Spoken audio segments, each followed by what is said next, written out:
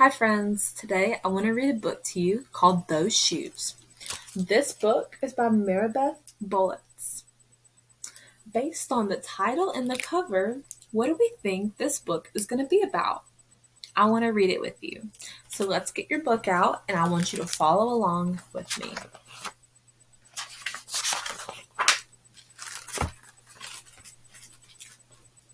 I have dreams about those shoes.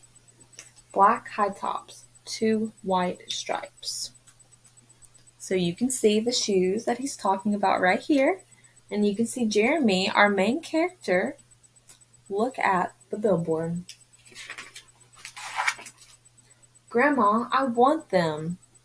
There's no room for want around here. Just need, Grandma says. And what you need are new boots for winter. So you can see Jeremy asking Grandma for these boots. Do we think that boots or high tops would keep us warm and safe in the winter? While you think of this, let's move on to the next page.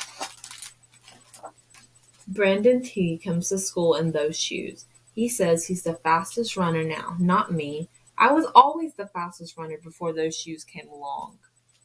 Nate comes to school in those shoes. Antonio and I count how many times Nate goes into the bathroom. 7 times in one day, just so he can walk up and down the hall real slow. Next, Alan, Jacoby, and Terrence get a pair.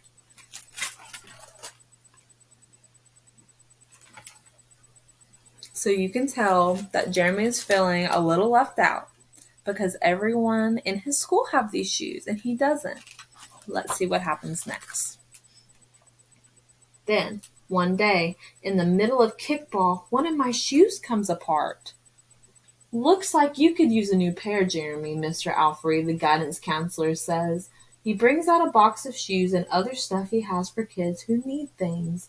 He helps me find the only shoes that are my size, Velcro, like the ones my little cousin Marshall wears.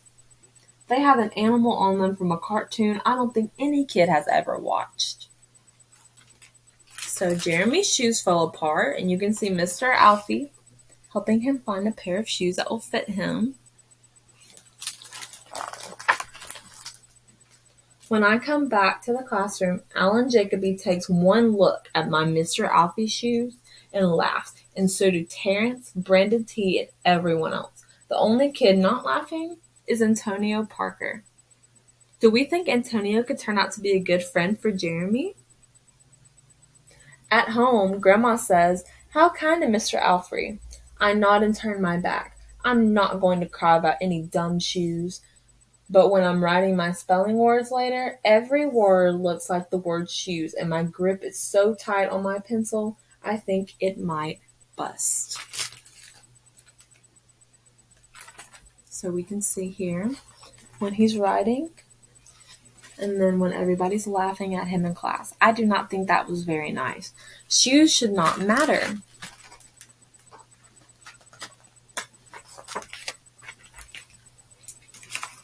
On Saturday, Grandma says, "Let's check out those shoes you're wanting so much. I got a little bit of money set aside. Might be enough. You never know." At the shoe store, Grandma turns those shoes over so she can check the price. When she sees it, she sits down heavy. "Maybe they wrote it down wrong," I say. Grandma shakes her head. So what could this mean? I think it means that the shoes are too expensive and they can't afford it. Let's see what happens. Then I remember the thrift shops. Now, you may be wondering, what is a thrift shop?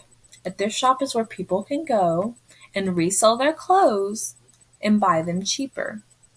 I think this is what Jeremy and Grandma is going to do to find the shoes that he wants. Let's keep reading. What if there's a rich kid who outgrew his or got 2 pairs for Christmas and he had to give one of them away? We ride the bus to the first thrift shop. Black cowboy boots, pink slippers, sandals, high heels, every kind of shoes except the ones I want. We ride the bus to the second thrift shop. Not a pair of those shoes in sight. Around the corner is the third thrift shop. I see something in the window. You can see Jeremy wants to take his grandma on a trip. And this is the thrift shop, the third thrift shop that they go to. And this is where he sees his shoes that he wants in the window. Black shoes with 2 white stripes, high tops, perfect shape. $2.50. Those shoes. My heart is pounding hard as I take off my shoes and hitch up my baggy socks. How exciting, Grandma says. What size are they? I shove my foot into the first shoe, curling my toes to get my heel in. I don't know, but I think they fit. You can tell that Jeremy is very nervous, hoping that his shoes fit, because he really wants to fit in with the other kids, so he doesn't even check to see if the shoes fit. Let's see if they fit. Grandma kneels on the floor and feels for my toes at the end of the shoe. Oh, Jeremy, she says, I can't spend good money on shoes that don't fit. So based on this page, we can tell that the shoes do not fit. I pull the other shoe on and try to walk around. They're okay, I say, holding my breath and praying that my toes will fall off right then and there. But my toes don't fall off. I buy them anyway with my own money, and I squeeze them on and limp to the bus stop. So Jeremy bought them anyways, even though they didn't fit, just so he could fit in. At home, a few days later, Grandma puts a new pair of snow boots in my closet and doesn't say a word about my 2 big feet shuffling around in my 2 small shoes. Sometimes shoes stretch, I say. Grandma gives me a hug. Jeremy is feeling very sad that his shoes do not fit, and he is hoping that they'll end up fitting somehow. You can tell that he has Band-Aids on his feet because they're hurting his feet so bad. I check every day, but those shoes don't stretch. I have to wear my Mr. Alfreys to school instead. One day during math, I glance at Antonio's shoes. One of them is taped up, and his feet look smaller than mine. So Jeremy notices that the boy who did not laugh at him, his shoes are falling apart on his feet, just like Jeremy's was. After school, I head to the park to think. Antonio is there, the only kid who didn't laugh at my Mr. Alfrey shoes.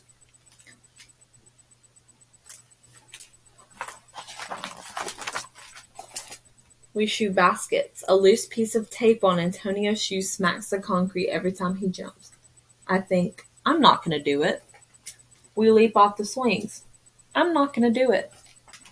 We race from one end of the playground to the other. I'm not going to do it, I say. Do what? Antonio says, breathing hard. We can see the tape on Antonio's shoes. And Jeremy's thinking really hard about what he should do since his shoes do not fit. And you can see them playing together. Grandma calls me for supper and invites Antonio over too. After supper, he spies my shoes. How come you don't wear them? Antonio asks. I shrug. My hands are sweaty. I can feel him wishing the shoes were his. That night, I am awake for a long time thinking about Antonio.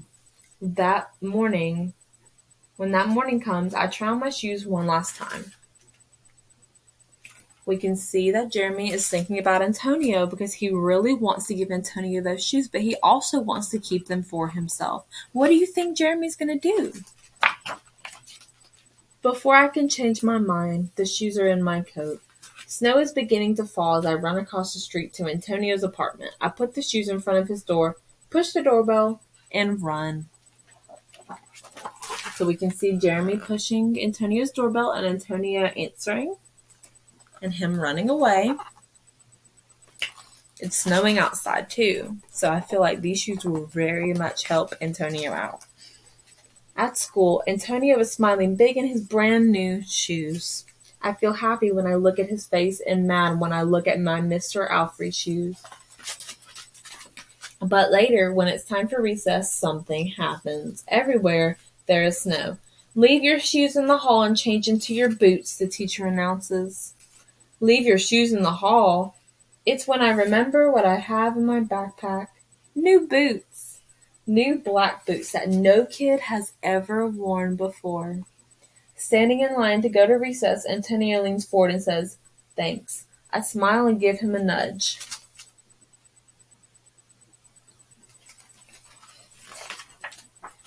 Let's race. And the end. One question I want to ask you, friend, is that do you think Jeremy did the right thing, giving up his shoes to a friend in need, even though he was embarrassed that he did not have the shoes that everyone else had? I'm so glad you enjoyed this reading, friend, and thank you for watching.